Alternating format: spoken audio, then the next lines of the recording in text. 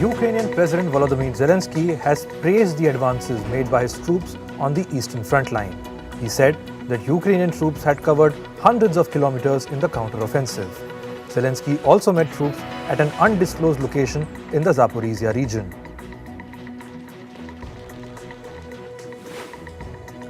Russian President Vladimir Putin addressed his nation on Tuesday. He said that he allowed Wagner troops to mutiny to avoid Russian bloodshed. Putin also thanked Wagner soldiers who stood down orders to attack Russian forces. Putin added that he would promise to help Wagner troops relocate to Belarus or enlist in the Russian army. Meanwhile, Wagner chief Yevgeny Prigozhin said that he did not want to overthrow Putin. He said that Wagner groups rebelled to avoid the destruction of the group by Russia's defense ministry. Prigozhin added that he was now moving to Belarus.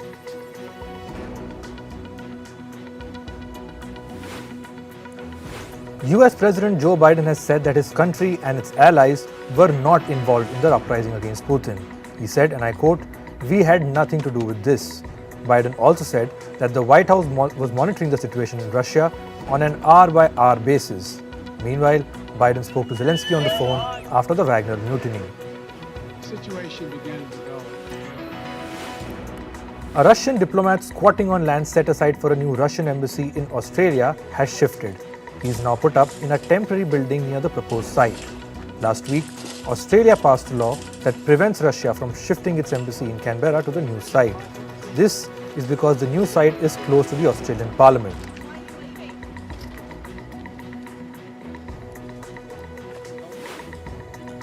NATO Secretary General Jens Stoltenberg has said that Sweden and Turkey will meet before the upcoming NATO summit in July.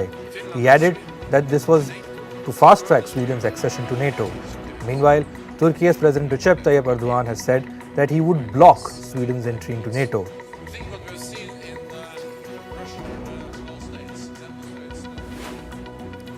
Meanwhile, Belarusian President Alexander Lukashenko made his first speech after the Wagner mutiny.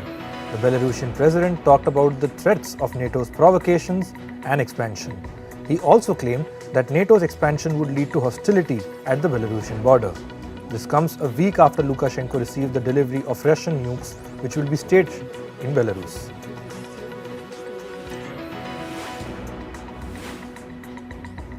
Serbia has released 3 Kosovo policemen. The Kosovo police officials were in Serbian detention for more than a week. They were detained in the border areas and were accused of illegally crossing into Serbia. The release comes after Kosovo and Serbian officials met with EU officials. The World Economic Forum's Summer Davos has officially begun in China's Xinjiang. Chinese Premier Li Qiang addressed the opening of the forum. He called for openness and cooperation among countries. WEF's executive chairman, Klaus Schwab, also delivered a speech at the opening ceremony. Meanwhile, New Zealand's Prime Minister Chris Hipkins also spoke at a session at the Summer Davos. Hipkins highlighted his country's trade agreements with China. He also said that New Zealand and China were working together to solve challenges involving climate change. Hipkins also met Chinese President Xi Jinping today. Some of that, I think, is driven by the challenges that we all face as a planet. Brazil and Argentina's presidents met in Brazil's capital Brasilia on Monday. They marked 200 years of diplomatic relations between the two countries. Brazil's President Lula da Silva also awarded his Argentine counterpart Brazil's highest distinction. The military in Honduras has taken over the country's prisons starting Monday. This is after a riot in the Tamara prison led to the death of over 46 inmates in a women's detention center last week. After taking over, military officials confiscated pistols, machine guns, and even grenades from some of the Honduras' prisons. The Colombian president awarded 86 medals to indigenous and military rescuers. The rescuers were awarded for finding 4 children who were lost after surviving a plane crash in the Amazon jungle. The plane crash happened in May. The children were rescued after more than a month. One military dog which went missing during the operation was also awarded a medal.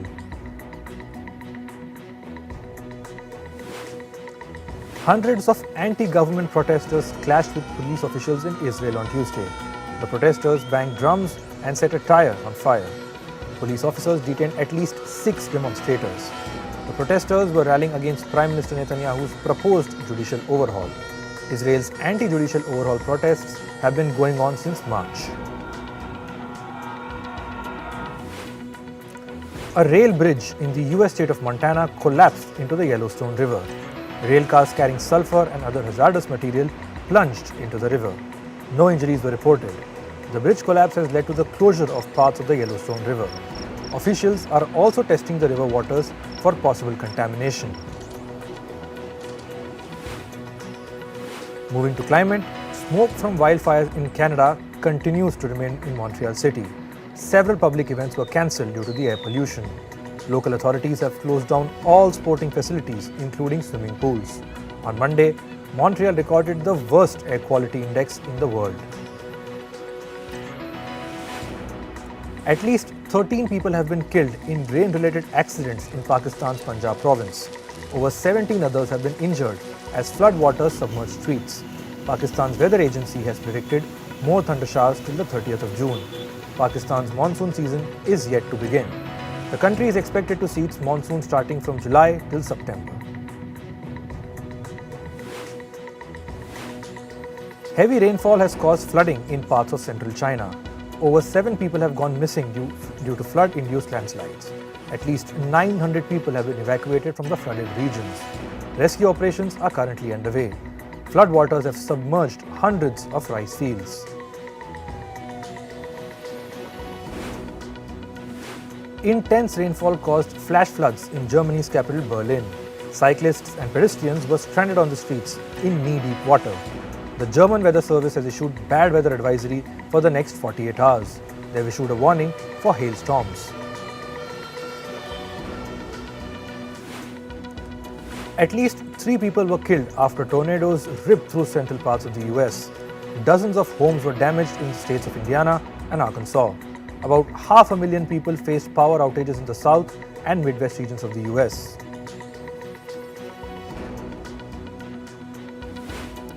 On to business now. US-based YELLOWSTONE Motors has filed for bankruptcy. It has also simultaneously sued Taiwan-based Foxconn. This is after it failed to resolve a dispute over a promised investment from the Taiwanese company.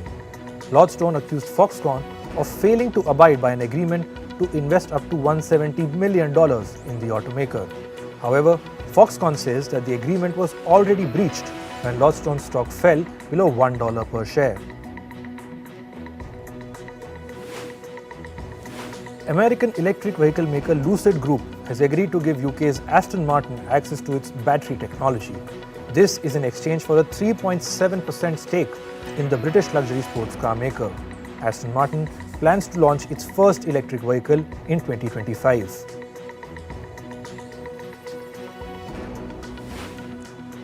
Europe's biggest fashion retailer, Zalando, has sued the European Commission. This is over its categorization as a very large online platform, or VLOP, under the EU's online content rules. According to the rules, companies categorized as VLOPs may face increased scrutiny by regulators. Other companies labeled as VLOPs include subsidiaries of Google, Microsoft, and Meta platforms. Financial giant KPMG is laying off 5% of its US employees. The firm has said this because of a weak economy coupled with historically low attrition rate. The latest round of job cuts would take place through the rest of this year. In just February, the company had cut about 2% of its American workforce. Trading platform Robinhood is laying off 150 employees. This is about 7% of its full-time staff. The latest round of layoffs is the third for the company in roughly a year. This is despite posting better than expected revenue in its most recent quarterly results. Biotech firm Illumina has commenced job cuts. It will lay off 10% of its research and development team. The company has said that it will further cut its workforce in the third quarter of the year. It will also reduce its real estate footprint in California. This is to reduce its annual expenses by more than $100 million this year. Pakistan's central bank has raised its benchmark interest rate by 100 basis points. This was during an emergency meeting on Monday. The latest hike has raised the interest rate to 22%. The move came just a day after the country revised its budget. On Sunday, Pakistan's parliament approved a $50 billion budget for the year 2023-2024. US President Joe Biden has unveiled a plan to create universal access to high-speed broadband internet. This is across the nation's 50 states and territories. He will spend $42 billion on the project in the next 7 years. Especially when it's vast and geographically diverse as well. Masahiko Inami, a professor at the University of Tokyo, and his team have created a robotic wearable. It is a multi-arm device called Jizai arms. These are made up of a wearable base unit with sockets to attach up to 6 robotic arms. Inami believes it can be used in various areas such as search and rescue missions. It can also be used as a tool for artistic expression. Technology firm NVIDIA has partnered with US-based cloud data analytics company Snowflake. Snowflake allows customers to store and analyze data using cloud-based hardware and software. The deal will allow its customers ranging from financial institutions to healthcare and retail to build AI models using their own data. Moving to sports, in cricket, the International Cricket Council or the ICC has announced the schedule for the upcoming World Cup. The inaugural match will be played between England and New Zealand on the 5th of October in India's Ahmedabad. The much anticipated India vs Pakistan match will also be played in Ahmedabad on 15th of October. A total of 10 teams will participate in the World Cup. 8 teams have already qualified and the remaining 2 will be determined in the ongoing qualifier tournament in Zimbabwe. Mumbai's Wankhede Stadium and Kolkata's Eden Gardens are the most likely choice to host the Cricket World Cup semi-finals. This could mean that Chennai's M.A. Chidambaram Stadium could lose out on hosting the coveted event. Chennai's drop could be due to its unpredictable rainy weather in November. If India qualifies to the semi-finals, they will compete in Mumbai's Wankhede. In a nail-biting encounter, the Netherlands outplayed West Indies to win a super over thriller. Both the sides tied at 374 runs. Thereafter, Dutch player Logan van Beek smashed 30 runs in the super over to steer clear the Netherlands. Van Beek also displayed heroics with the ball, conceding just 8 runs with 2 dismissals in the super over. The match was a part of the ongoing Cricket World Cup qualifiers. In football, Messi's Inter Miami debut is creating anticipation amongst fans. The Argentine icon will play his first game on 21st July against Cruz Azul in the League's Cup. The ticket sales have skyrocketed to watch the 7-time Ballon d'Or winner. Messi spent the past 2 years with French club PSG. Ahead of his arrival, Inter Miami is increasing capacity at the DRV PNK Stadium by roughly 3,000 seats. This will raise the stadium's capacity to around 22,000 now. Real Madrid's veteran midfielder Luka Modric has renewed his contract with the club until June 2024. The 37-year-old chose to stay at Madrid despite significant interest from Saudi Arabia. He has played 488 games and won 23 trophies for Real Madrid. Modric finished second with Croatia in the Nations League and has not announced about his retirement from international football as rumoured. Manchester City has made a formal bid for West Ham United's Declan Rice for over $114 million. Arsenal is also on the chase to acquire Rice after revising their offer several times. The club's previous bid of over $100 million was rejected. Manchester City wants the England midfielder to replace Ilkay Gundogan. Gundogan had completed his move to Barcelona on Monday. In tennis, world number 1, Iga Swiatek won her first game, or rather grass court match of the season in the German town of Hamburg. Eyeing on the Wimbledon next month, she beat Tatiana Maria 5-7, 6-2 and 6-0. Now, she will play Switzerland's Jill Teichmann in the second round. This is her 8th consecutive win and a tour-leading 36th of the season. World number 3, Elena Rybakina, or rather Ibikana, has pulled out of a warm-up event in the English town of Eastbourne. She said that her withdrawal owes to recovery from a virus. Ibikina won the Wimbledon last year and has ever since risen in the world rankings. Wimbledon begins on July 3 this year. In Kabaddi, India beat Chinese Taipei after thrashing South Korea at the Asian Kabaddi Championship. India defeated Chinese Taipei 53-19 in its second match today. Earlier, India dominated South Korea 76-13. India will next face Japan on the 28th of June. The championship is being held at the South Korean city of Busan. Moving to athletics, Olympic gold medalist Neeraj Chopra will lead the Indian contingent at the World Athletics Championships 2023. The tournament will be held in Budapest from 19th to 27th August this year. The top-ranked javelin thrower qualified for the tournament last year in the Lausanne Diamond League. In entertainment, the 15th Dorian Awards have announced its list of winners. Drama shows Succession and Abbott Elementary have won the top drama and comedy honours. The Best LGBTQ TV Show award was won by comedy series The Other Two. The Dorian Awards are organised by the Society of LGBTQ Entertainment Critics. The Edinburgh International Film Festival has set its closing night film. British-Iranian filmmaker Babak Jalali's film Fremont will close the festival. This will also mark the UK premiere of the film. The film festival will take place from the 18th to the 23rd of August. The Recording Industry Association of Japan has given platinum certification in the streaming category to two K-pop bands, the all-girl groups. Desfram and New Jeans have been given the certification based on the number of plays on their songs. Their songs Anti-Fragile and Ditto have clocked in 100 million plays each. Korean actor Tae-won is set to make his television comeback after 7 years.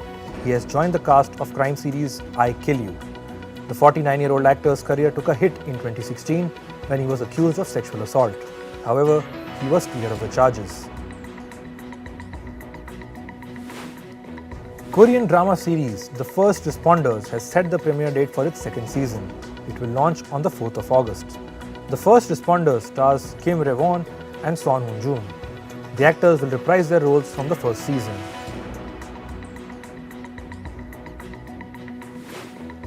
James Cameron's 1997 Oscar-winning film Titanic is returning to streaming platform Netflix. The film will be available from the 1st of July in the US and Canada. The announcement has drawn criticism in light of the Titan submersible tragedy that claimed 5 lives. Many on social media have called Netflix insensitive.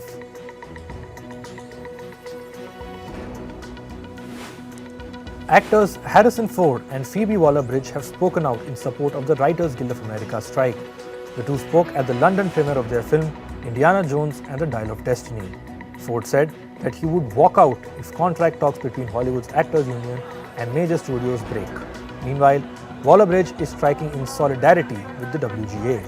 Earlier, Ford's show 1923 was delayed indefinitely due to the strike.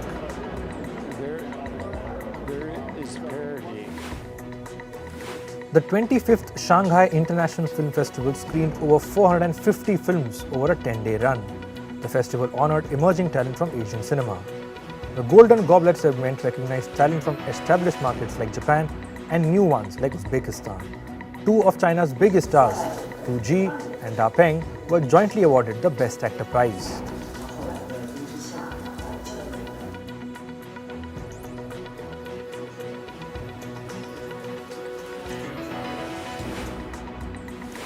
The inductees for the Hollywood Walk of Fame's Class of 2024 have been announced. In the music category, singer Gwen Stefani, rapper Dr. Dre, and rock band Def Leppard will receive their stars next year. Meanwhile, actors Michelle Yeoh and Chadwick Boseman have been selected in the motion picture category. And finally, late singer Tina Turner will be honored posthumously at Macy's 4th of July parade in New York. A display called the Golden Mile will stretch across the East River to honor the singer. Singers Ashanti and BB Rexa and rapper Ja Rule will perform at the ceremony.